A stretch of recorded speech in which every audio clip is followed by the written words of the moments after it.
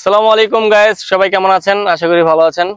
আসলে মালয়েশিয়ার বিকেলটা যে এতটা সুন্দর পরিবেশ দেখেন আর কি, বিকেলে বাইরে বের হইলে খুবই ভালো লাগে।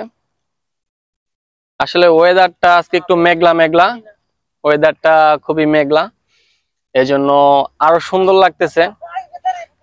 মালয়েশিয়াতে এমনিতে যারা আছেন জানেন, মালয়েশিয়াতে প্রচন্ড গরম, এবং এই গরমের মাঝেও আমাদের বাংলাদেশি অনেক ভাই ব্রাদার, যেমন আমি নিজেও কনস্ট্রাকশন সাইডে কাজ করি, এবং যারা ফ্যাক্টরিতে কাজ করে তাদের তো রোদ লাগে না, বাট যেহেতু এই কান্ট্রিটা 12 মাস গরম থাকে, সেজন্য গরমটা অবশ্যই তারা উপলব্ধি করতে পারে যে আসলে মালয়েশিয়াতে কেমন গরম থাকে। তো আজকে একটা জিনিস কি যেটা বলতে আসলাম, যে দেখেন এই যে কি সুন্দর গাছগুলা।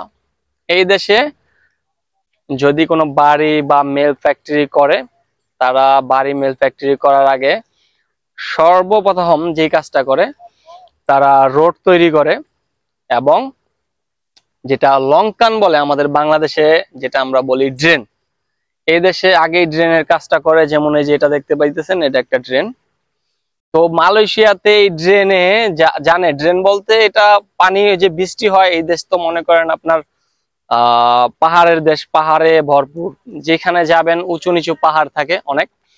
তো এখানে বৃষ্টিটা আসলে প্রচুর পরিমাণের বৃষ্টি হয়, যেমন কিছুক্ষণ আগেও বৃষ্টিটা হয়েছে। যদি বৃষ্টি হয়, পানিটা যেন নাইমা যেতে পারে, সেজন্য তারা আগে এই লঙ্কানটা করে।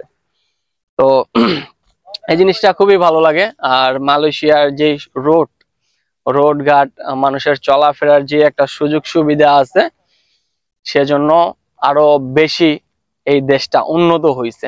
তো একটা দেশ উন্নত হওয়ার জন্য আসলে যোগাযোগ ব্যবস্থাটা অনেকটাই প্রভাব ফেলে। যেমন আপনি যদি একটা কাজে যান, যেমন আজকে সকালে আমি কাজে গেছি সেরেমবান থেকে একটু সামনে।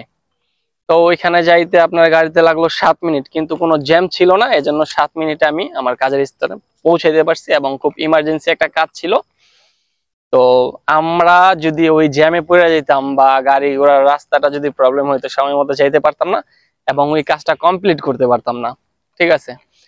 তো আসলে যাতায়াতের ব্যবস্থাটা থাকলে খুবই ভালো। যেমন মালয়েশিয়াতে অনেক ভাই ব্রাদার আছে কাজকর্ম করে, যেমন আপনার রুম থেকে দেখা যায় 1 থেকে 1.5 ঘন্টা, 2 ঘন্টা পথ। আমি নিজেও আপনার 4 ঘন্টা গাড়ি জার্নি কইরা, 4 ঘন্টা পথ পাড়ি দিয়া তারপরে যাইয়া, 4 ঘন্টা পথ গাড়িতে ছিলাম, তারপরে যাইয়া কাজ ধরছি। তো এটাই, মালয়েশিয়ার সিস্টেমটা আসলে খুবই ভালো লাগে, এবং মালয়েশিয়ার ওয়েদারটাও খুবই ভালো। এজন্য ওয়েদারটা ভালো লাগলো দেখা আপনাদের সাথে একটু শেয়ার করলাম। আর এই যে সামনে যে প্রজেক্টটা আছে,